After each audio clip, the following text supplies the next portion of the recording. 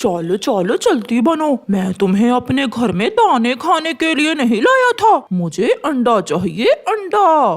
पति जी ऐसा ना करें, आप देखना मैं एक ना एक दिन माँ जरूर बनूंगी। मैं और बर्दाश्त नहीं कर सकता तुम्हें। मैंने सोचा था मेरा भी बेटा होगा, मैं बूढ़ा होने से पहले पहले उसे अच्छे से चोरियां करना सिखा दूंगा। ऐसे कालू कौवा आए दिन गोरी को ये बातें सुनाता था, क्योंकि उनकी शादी को कई साल हो गए थे और गोरी कौवी अभी तक माँ नहीं बनी थी।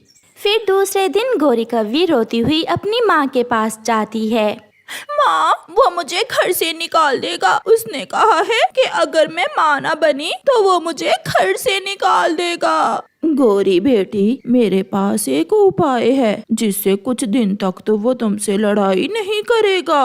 माँ बताएं बताएं, क्या उपाय है? गोरी बेटी, मैं तुम्हें एक प्लास्टिक का अंडा ला देती हूँ, तुम कालू से कहना कि ये अंडा तुमने दिया है। माँ बात तो ठीक है, मगर कालू को मालूम हो गया तो फिर क्या होगा? बेटी कुछ दिन तो निकालो, फिर देखेंगे बाद में क्या करना है। फिर गोरी कौवी अपनी माँ से प्लास्टिक का अंडा लेकर अपने घर वापस चली जाती है। कालू घर से बाहर था। गोरी वो प्लास्टिक का अंडा अपने घोंसले में रख लेती है। थोड़ी देर बाद कालू कौवा भी घर आ जाता है। कालू कालू, देखो देखो, मैंने अंडा दिया है। मैं ना कहती थी मैं एक ना एक दिन माँ जरूर बनूंगी। ये सुनकर कालू बहुत खुश होता है। मैं पिता बन गया, मैं अपने अंडे का पिता बन गया, मैं सबको बता कर आता हूँ। ऐसे खुशी खुशी कालू वहाँ से चला जाता है। उस दिन के बाद से कालू कौवा गोरी से लड़ाई ना करता, बल्कि वो उसके लिए भोजन लेकर आता। कभी कभी तो वो अपनी पत्नी के लिए मीठा फल भी ले आता। ऐसे ही कुछ दिन बहुत सुकून से गुजर जाते हैं और फिर एक दिन कालू कौवा गोरी से कहता है, गोरी, अब तो 15 दिन होने को हैं, हमारे इस अंडे से बच्चा कब तक निकलेगा? पति जी मुझे तो इस बात का नहीं पता, मैं माँ से पूछ कर बताऊंगी। मैं चिड़िया से पूछ कर आता हूँ। कालू कौवा चिड़िया के पास जाता है। चिड़िया, मुझे एक बात तो बताओ, मेरी पत्नी ने अंडा दिया है मगर 15 दिन हो गए, अभी तक अंडे से बच्चा बाहर नहीं आया। क्या तुम्हें मालूम है कि कौवों के अंडों से बच्चे कितनी देर बाद निकलते हैं? कालू भैया, 15 दिन तो बहुत ज्यादा हैं। कौवों के अंडों से बच्चे तो केवल 10 दिन बाद ही निकल आते हैं। आप ऐसा करें, अपनी पत्नी और अंडे को बुलबुल डॉक्टर के पास ले जाएं। क्या बुलबुल मुझे बता देगी कि अंडे से बच्चा कब निकलेगा? वो अंडे का चेकअप करके बता देगी कि कहीं अंडा खराब तो नहीं हो गया। ये सुनकर कालू कौवा दुखी हो जाता है। मैं आज ही गोरी और अंडे को बुलबुल डॉक्टर के पास लेकर जाता हूँ। गोरी, चलो मेरे साथ चलो। मगर कहाँ पति जी? बुलबुल डॉक्टर के पास, और अपना ये अंडा भी उठा लो। ये सुनकर गोरी के पांव तले से जमीन निकल जाती है। उसे मालूम हो जाता है कि आज वो फंस जाएगी। मैंने क्या कहा है, जल्दी चलो। डरते डरते गोरी वो प्लास्टिक का अंडा उठा लेती है और कालू के साथ चली जाती है। कौवे आप बाहर जाएं, यहाँ सिर्फ फीमेल पक्षी ही बैठ सकती हैं। कालू कौवा बाहर चला जाता है। गोरी, ये क्या है? ये तो प्लास्टिक का अंडा है, इस अंडे से भी कोई बच्चा निकल सकता है क्या? गोरी रोने लग जाती है। हर रोज मुझे मारता था, मुझे बांझ बांझ कहकर चलाता था। फिर मेरी माँ ने मुझे ये उपाय बताया ताकि कुछ दिन तो सुकून से गुजर सकें। मैं भी एक माँ हूँ, मैं तुम्हारा दुख समझ सकती हूँ। प्लीज बुलबुल दी, आप मेरे पति को अभी कुछ न बताना, वरना वो तो मुझे अभी के अभी अपने घर से निकाल देगा। गोरी, दूसरे जंगल में एक अनाथालय है जहाँ केवल अंडे ही होते हैं। जो पक्षी मर जाते हैं या जिनके अंडे ज्यादा होते हैं वो उस अनाथालय को अंडे डोनेट कर देते हैं। आप वहाँ से अंडा ले लें। ये सुनकर तो गोरी की जान में जान आ जाती है। वो बहुत खुश होती है। फिर गोरी और कालू वहाँ से चले जाते हैं। क्या बताया है बुलबुल ने? बुलबुल ने कहा है कि हमारे अंडे से बच्चा निकलने में अभी कुछ दिन बाकी हैं। अच्छा, आप आराम करें, मैं आपके लिए मीठा फल लेकर आता हूँ। कालू गोरी के लिए मीठा फल लेने चला जाता है। गोरी भी जल्दी से घर से निकलती है। वो सीधी दूसरे जंगल बुलबुल के बताए हुए अनाथालय में जाती है। तो अंडा चाहिए आपको? जी जी, मैं अंडे का अपने अंडे की तरह ही ध्यान रखूंगी। अपना एड्रेस लिखवा दें। पहाड़ों वाला जंगल, गली नंबर 00 और पेड़ नंबर 000। ये अंडा कौवी का ही है। इस अंडे की माँ पिछली बारिश में मर गई थी और ये अंडा बेचारा अनाथ हो गया था। फिर एक मैना इसे यहाँ जमा करवा गई। मेरी जिंदगी का बहुत बड़ा दुख दूर हो गया। आपका बहुत बहुत धन्यवाद। गौरी वो असली कौवी का अंडा लेकर घर वापस जाती है। घर जाकर गौरी प्लास्टिक का अंडा दूर फेंक देती है और असली अंडा अपने घोंसले में रख लेती है। अब वो बहुत सुकून महसूस कर रही थी। अब उसे कोई डर नहीं था। फिर 3 दिन बाद उस अंडे से बच्चा निकलता है जो काले रंग का बेटा कौवा था। गौरी उसे देखकर बहुत खुश थी। मेरा बेटा आ गया। मुझे आपका ही इंतजार था बेटे। मम्मा, मगर जो आवाज मैं अंडे में सुनता था वो आपकी तो ना थी। बेटा, कुछ दिन पहले मेरा गला खराब था, इसलिए आपको ऐसा लग रहा है। मेरे बेटे, अब जल्दी जल्दी से बड़े हो जाओ। मैं तुम्हें चोरियां करना सिखा दूंगा। फिर तुम लाना मेरे लिए दूसरों के घरों से भोजन चुरा कर। मगर मम्मा, मैं चोरियां नहीं सीखूंगा, क्योंकि जब मैं अंडे में था तो आप कहा करती थी कि मेरा बेटा एक कामयाब, मेहनती और ईमानदार पक्षी बनेगा। हाँ, मेरा बेटा जरूर एक कामयाब पक्षी बनेगा।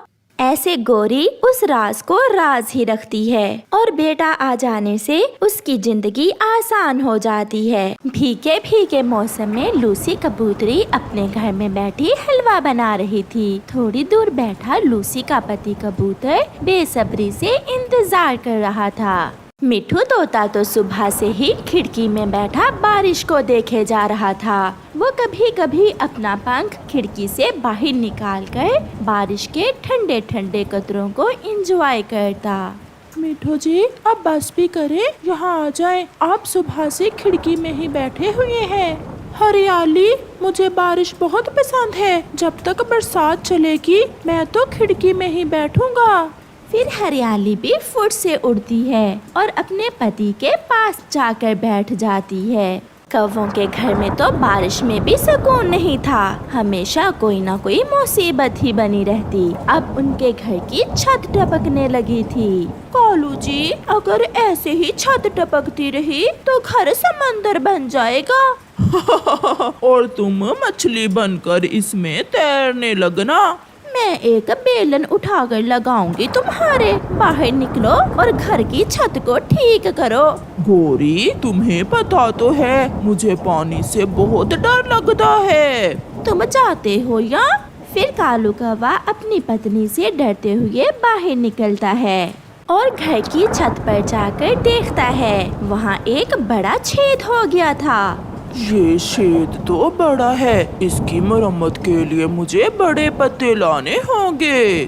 गौरी, बहुत बड़ा छेद हो गया है छत में। मैं जंगल से पीपल के बड़े पत्ते लेकर आता हूँ।